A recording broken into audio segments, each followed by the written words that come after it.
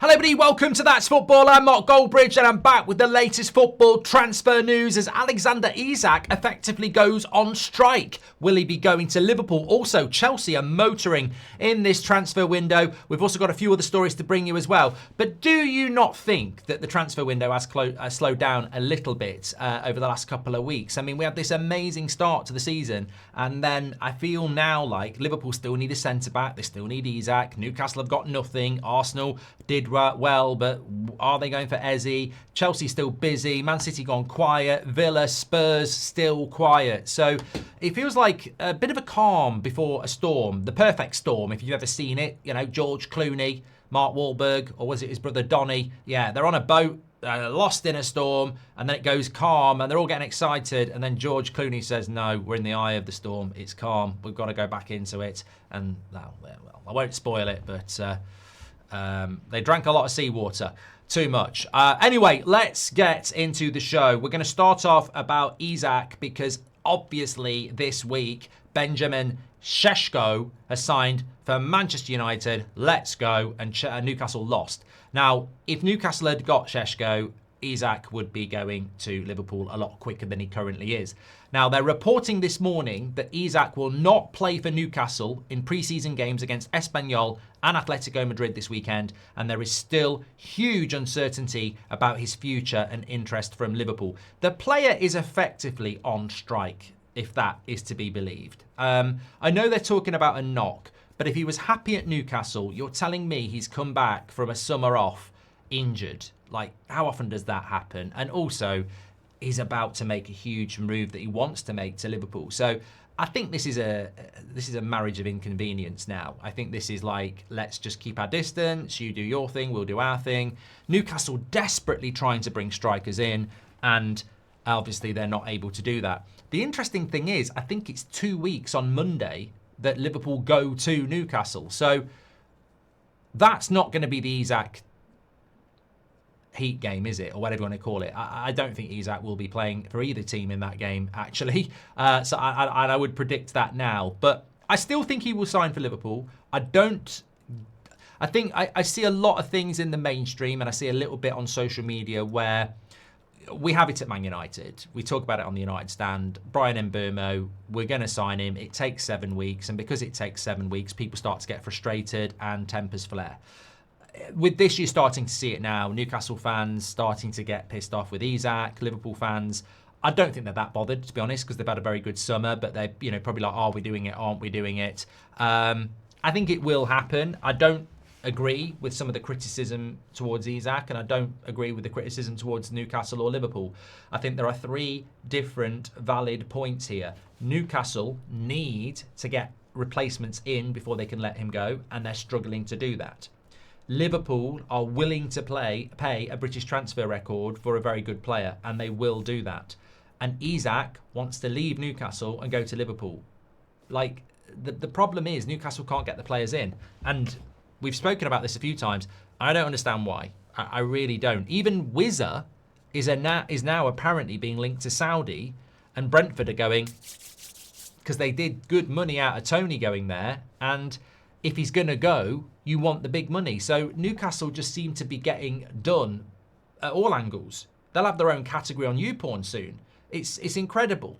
Even when you think we'll get Wizza, Saudis come in and Brentford are like, push him there. And then, the only thing I would say, are Newcastle not owned by the Saudis? So I thought Wizza was the one Newcastle would get, and then there needs to be another one. But it's horrific for Newcastle. I mean, look, I can sit here from a position of strength with Šeško doing his medical, but like they have sort of exhausted the striker market and ended up with nothing. And even Nicholas Jackson's now being linked to Bayern Munich, which I think is probably a good thing for Newcastle. But I've seen Newcastle fans arguing that he's a good signing because I think they just take anything at this point. Personally, I think Ollie Watkins is the player to go for. And I think Newcastle are opposed to doing it because of his age, because he'll be 30 this year. And they want to build something. I think when you're buying people like Ollie Watkins, to be honest with you, it's the sort of deal Newcastle probably did 15, 20 years ago, where you bring them in, it's short term, but they can do well for you in the short term. But Newcastle want to build long term. That's why they were in for people like Pedro and Sesko, and that's why they brought Elanga in. So Ollie Watkins doesn't necessarily fit the long term vision. And look, to be honest with you, if you're over 27 now, you can still play till you're 35. But the modern big football club doesn't seem to want to buy players over 27 anymore. So I think that's probably Newcastle's reluctance with Watkins, because it's not the long term they want. And obviously, he's a lot older than Isak. But they're going to have to find solutions, because I think at this stage, I'd be absolutely stunned if he ended up staying at Newcastle. I think he will end up at Liverpool. Give us your thoughts on that.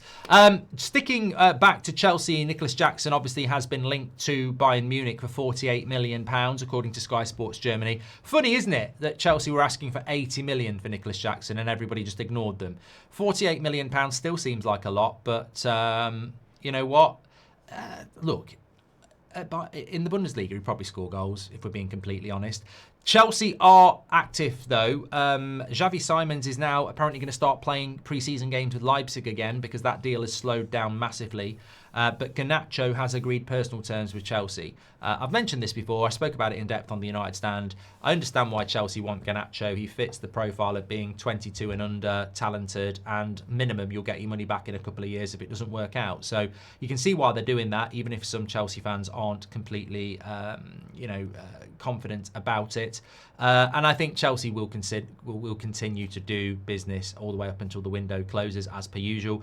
Some horrific news for them yesterday, injury news-wise, that Levi Colwill, who's had a very good time for Chelsea recently, has basically got a severe, I think it was a knee injury, that's going to keep him out for a very long time. So this is something that you can't account for, and we never think about, is that there will be players, good players, who pick up injuries that are significant. And that's obviously another area for Chelsea to look at. I know they have got a few centre-backs, haven't they? But actually, I don't know who they have got anymore. Disasi's not there anymore, is he? Is Badiashile still there? Fofana's injury-prone. Chalobah's still there. Yeah, maybe they will need to buy a centre-back. We'll have to wait and see on that one. Keep an eye on Donnarumma. I suppose PSG might want to be moving him out as well. Look, I saw Newcastle get linked to John McGinn the other day, and then Everton had been linked to John McGinn. I don't really know what Aston Villa are doing. I don't really understand what Aston Villa are doing. They have brought a striker in who I know nothing about. And obviously they brought Malin in last January, so don't forget that. But yeah, I don't know what Villa are doing. I don't know whether Villa are playing the biggest, secret. Well, not even secret. If you're Villa, just win the Europa League. Just sack Pat. Just win the Europa League. That's all you need to do. The Premier League becomes irrelevant if you win the Europa League, and they should look at what Spurs and Man United did in the Premier League, and yet they both got to the final. Win the Europa League, get into the Champions League, get the 100 million, and then go again next summer. So maybe that's what Villa are doing. Maybe it's a low-spend summer, get into the Europa League, and then you get a load of money in again. Might be a good business ploy. Anyway, get your comments in below. Make sure you smash a like on the video and subscribe. I'll speak to you on the next one. Great to be back. And this weekend, we've got a watch-along. We're going to do Crystal Palace against Liverpool in the Community Shield. We've also got the Super League between PSG and Spurs next Wednesday. And then a week tonight, it all kicks off. Premier League, Liverpool against Bournemouth. My Premier League predictions is coming in on Monday as well, so get ready for that. Always a big video. Premier League predictions. Speak to you all later. Take care.